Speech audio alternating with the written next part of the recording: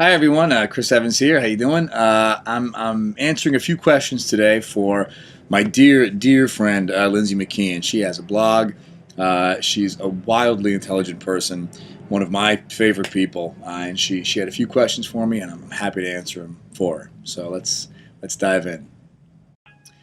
What thought process gets you through the ups and downs associated with life? What thought process? For me, it's trying to stay present.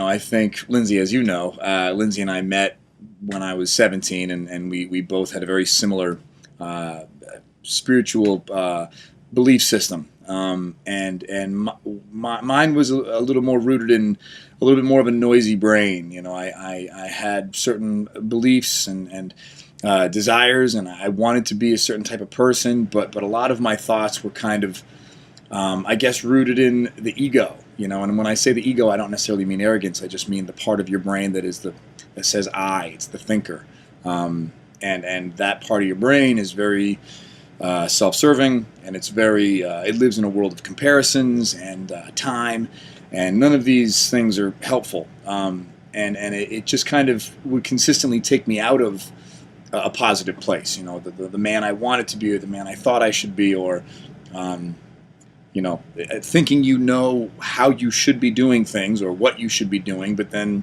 not executing those things leaves you in this kind of spiral of disappointment. But again, all that thinking is based on time. You're basing who you are and what you think you should be on who you'll be tomorrow and who you were yesterday. And so for me, the most effective tool I've adopted is just trying to stay present. When you're in the moment,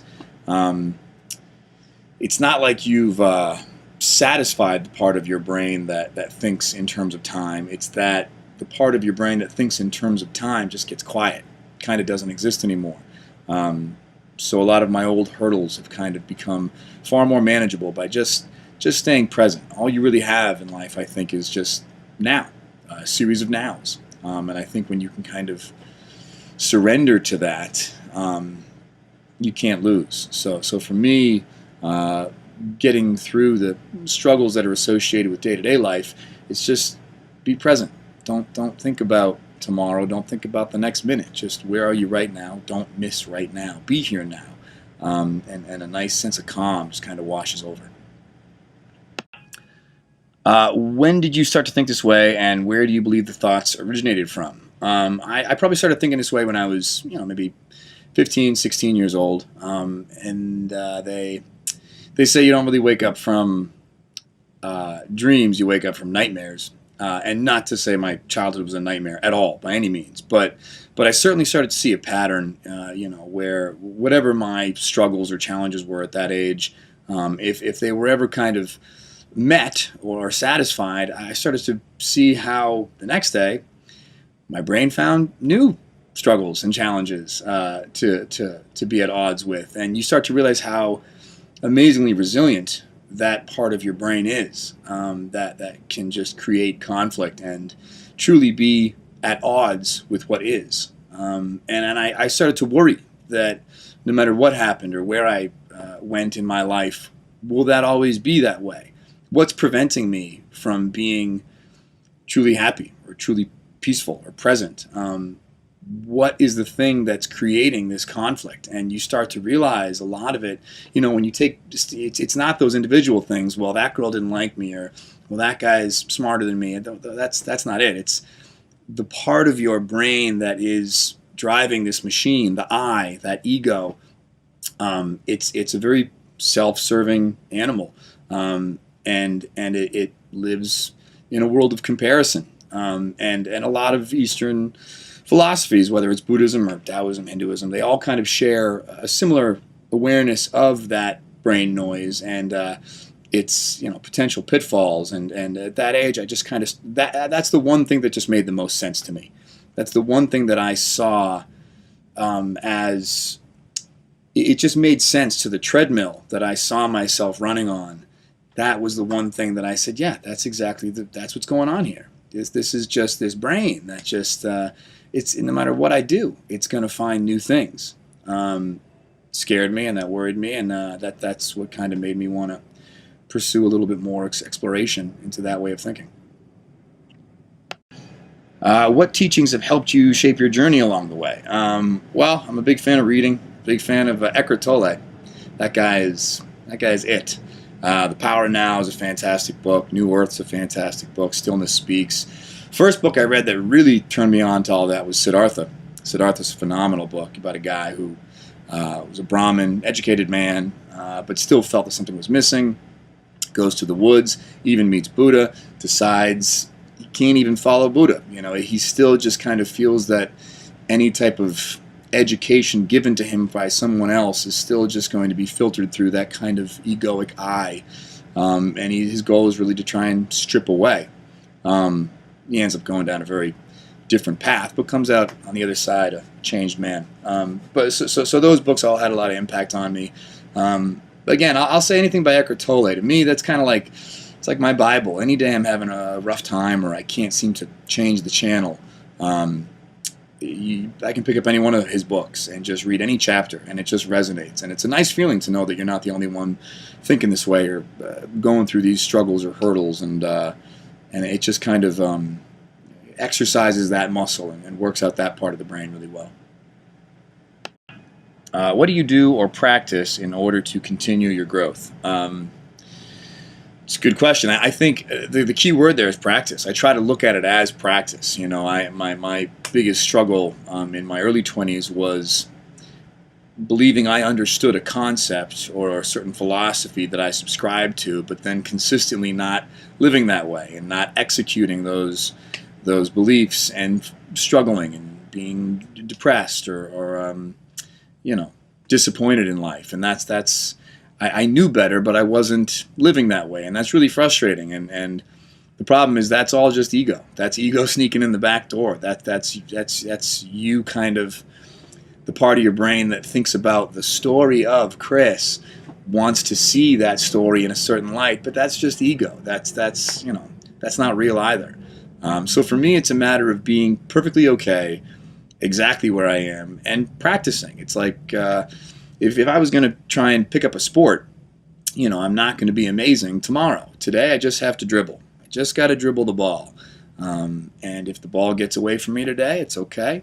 Get it back and just dribble again. Even if it takes all of my focus and energy just to dribble this ball, maybe tomorrow it won't. And it won't be as, consuming. But it's okay to be where I am. I don't have to wake up tomorrow and be a pro. And I think that mentality has gone a long way for me in terms of just surrendering to the moment, and surrendering to where I am, and surrendering even to my failures. Your failures are okay too. I used to really be very hard on myself if I thought I wasn't accomplishing something or reaching a certain level. But be with your failures. They're just as educational and just as opening to the process as the successes. And eventually, I would hope, the notion of success and failure will begin to dilute as well. So yeah, just practice. What about the entire experience inspires you? So many things. It's tough to narrow down. I suppose the most impactful one is just being able to do something that I love. I love being creative. I love the business that I'm in. It's absolutely who I was as a child. You try and always think, well, what did you do on a Sunday morning when you were a kid? What were you doing when you weren't doing it for anything? When you were just waking up trying to have fun? What were you doing? That's what you should probably be doing with your life. And luckily, I was, putting on shows and doing theater and, playing pretend. So I'm very lucky in the sense that my profession is also something that is deeply connected to the part of my life when my brain wasn't so noisy and I wasn't fueled by ego or an accomplishment or this kind of story that we're trying to tell ourselves. I was just doing it because it felt fun. So for me, it's inspiring, it's exciting, it's fulfilling to know that I get to go to work every day and get paid to do something that I consider to be extremely pure and real and beautiful. What terrifies you? This could be a long one. But that's tricky, because this is tough because I think, 10 years ago I would have said, I don't want to be scared by anything. You know what I mean? The whole notion of being scared obviously means that I'm not fully present, because if I were fully present, then I wouldn't be scared, and I would end up getting lost in this spiral of disappointment because I do have fears, and that obviously means I haven't achieved what I want to achieve because my brain still operates from an egoic manner, and the brain noise would get the best of me. So I think I'm a little more confident now saying that I'm scared of stuff, and that's okay. I'm scared that I won't get where I think I want to get. I'm scared that I won't know true happiness. I'm scared that I won't know, true beauty or love, or but I'm okay having those fears, but I also know at the same time that those aren't real fears. I really believe that's the ego talking, and that's okay, because my ego has been trained to speak for 34 years. I can't expect to all of a sudden delete it from the map today. All I got to do is, when those fears come up, recognize that those are ego-based fears. I'm totally okay with those things popping up on the radar, because they're gonna, and that's okay too. So I guess I have plenty of fears, but I don't think any of them are real. Is there anything in life you still believe you're striving to attain or wanting to become more aware of? Yes, there's a lot. There's a lot.